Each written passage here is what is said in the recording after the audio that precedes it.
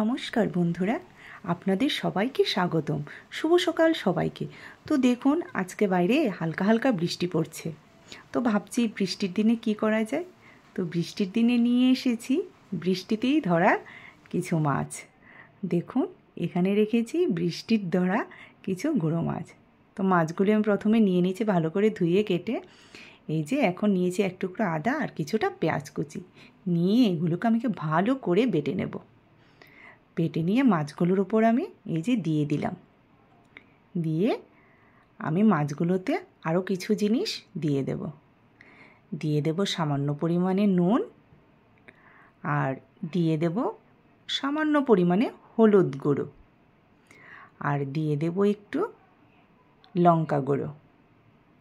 এই যে আমি এখানে লঙ্কা গুঁড়োটা দিয়ে দিলাম, আর দিয়ে দেব একটু সর্ষের তেল।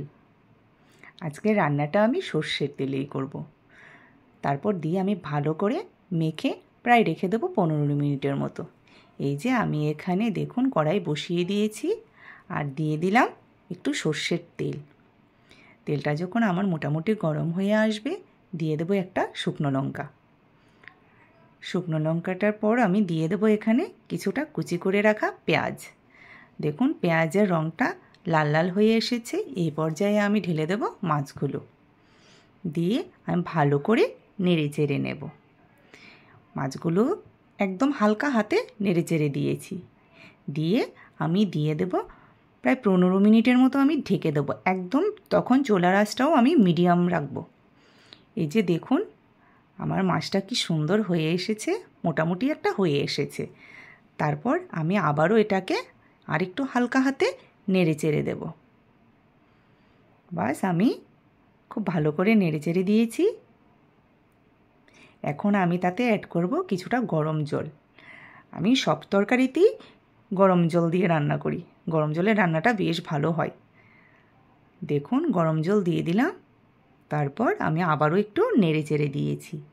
নেড়ে চেড়ে দিয়ে আবারও দিয়ে দেব প্রায় মিনিট 10 মতো ঢাকাটা দিয়ে দিলাম। দেখুন এই যে আমার 10 মিনিট হয়ে গেছে। আমি ঢাকাটা খুলে নিলাম। এই যে আমার জলটা মোটামুটি কমে এসেছে। এখন আমি দিয়ে দেব কিছুটা চেরা কাঁচা লঙ্কা, আর দিয়ে দেব উপর দিয়ে কুচি করে রাখা ধনেপাতা।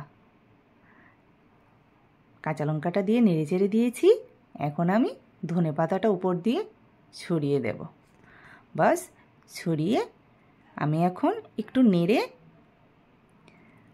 বন্ধ করে চুলার আঁচ বন্ধ করে ঢেকে দেব। দিলাম আমি ঢেকে।